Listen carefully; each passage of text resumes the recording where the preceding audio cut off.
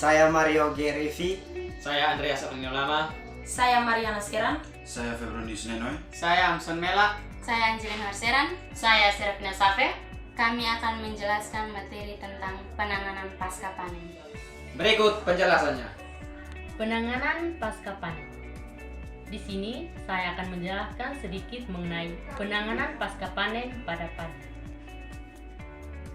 Pasca panen adalah hasil pertanian, tahapan kegiatan yang dimulai sejak pemungutan atau pemanenan hasil pertanian yang meliputi hasil tanaman pangan, hortikultura, perkebunan, peternakan, dan perikanan sampai siap untuk dipasarkan.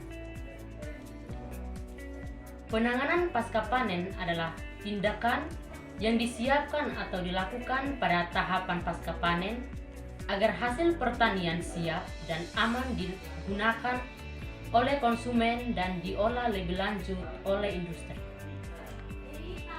Penanganan pasca panen hasil pertanian meliputi semua kegiatan perlakuan dan pengolahan langsung terhadap hasil pertanian yang karena sifatnya harus segera ditangani untuk meningkatkan mutu hasil pertanian agar mempunyai daya simpan dan daya guna lebih tinggi.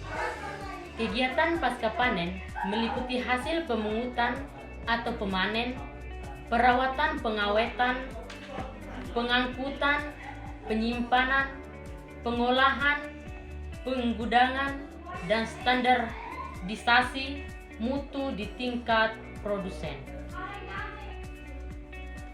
Rendahnya mutu gabah disebabkan oleh tingginya kadar kotoran dan gabah hampa, serta butir mengapur mengakibatkan rendahnya rendemen beras giling yang diperoleh.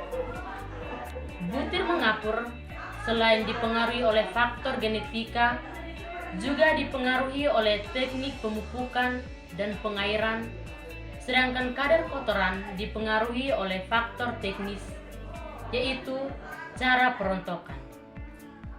Karena itu, sebagian besar pemanen merontok padinya dengan cara dibanting atau dengan menggunakan pedal thresher. Maka, gabah yang diperoleh mengandung kotoran dan gabah hampa cukup tinggi. Tahapan-tahapan yang dilakukan pada saat penanganan pasca panen pada padi. Yang pertama, pemupukan dan pengumpulan. Pemupukan dan pengumpulan merupakan tahap penanganan pasca panen setelah padi dipanen. Ketidaktepatan dalam pemupukan dan pengumpulan padi dapat mengakibatkan kehilangan hasil yang cukup tinggi. Untuk menghindari atau mengurangi terjadinya kehilangan hasil, sebaiknya pada waktu pemupukan dan pengangkutan padi menggunakan alas. 2. Perontokan. Setelah dipanen, padi harus segera dirontok dari malainya. Perontokan ini dilakukan dengan perontokan bermesin ataupun dengan tenaga manusia. Bila menggunakan mesin, perontok dilakukan dengan menyatukan malai padi ke gerigi alat yang berputar. Sementara perontokan dengan tenaga manusia dilakukan dengan cara dipukul-pukulkan melalui mulai malai padi diinjak-injak agar gabah rontok. 3. Pengeringan. Agar tahan lama disimpan dan dapat digiling menjadi beras, maka gabah harus dikeringkan. Pengiriman gabah di bawah sinar matahari, lama jemuran tergantung iklim dan cuaca. Bila cuaca cerah dan matahari bersinar penuh sepanjang hari, penjemuran hanya berlangsung sekitar 2-3 hari.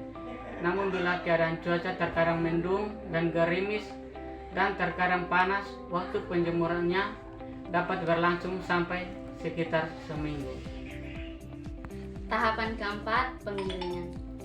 Penggilingan dalam pasca panen padi merupakan kegiatan memisahkan beras dari kulit yang membungkusnya. Pemisahan ada 2 cara. Yang pertama, secara tradisional, yaitu menggunakan alat sederhana seperti lesung dan almond. Cara yang kedua, Pemisahan beras dari kulitnya dapat dilakukan dengan cara modern atau dengan alat penggiling, yaitu ule. Tahapan yang kelima, penyimpanan beras. Setelah beras digiling, selanjutnya beras disimpan digunakan atau di tempat yang aman, sehingga beras tidak mengalami kerusakan. Tahapan terakhir, pemasaran. Ada 2 cara pemasaran di Indonesia. Yang pertama, petani menjual langsung di lahan pada saat sudah siap panen kepada pedagang pengumpul yang disebut penebas. Penebas inilah yang akan memanen dan mengelola lebih lanjut menjadi beras. Yang kedua, petani sendiri yang memanen, mengeringkan, lalu menjual ke pedagang pengumpul, baik berupa gabah kering, giling, atau sudah menjadi beras. Penjualan beras biasanya dilakukan petani langsung kepada pedagang beras di pasar, atau dititipkan ke pasar swalayan, atau dijual langsung ke konsumen. Bila dijual langsung kepada pedagang beras di pasar, keuntungan yang diperoleh hanyalah berupa uang kontan. Kerugiannya adalah harga yang diperoleh tidak maksimal karena pedagang pun harus mengambil keuntungan saat dipasarkan lebih lanjut. Sekian penjelasan kami tentang penanganan pasca panen. Semoga menjadi manfaat bagi semua orang.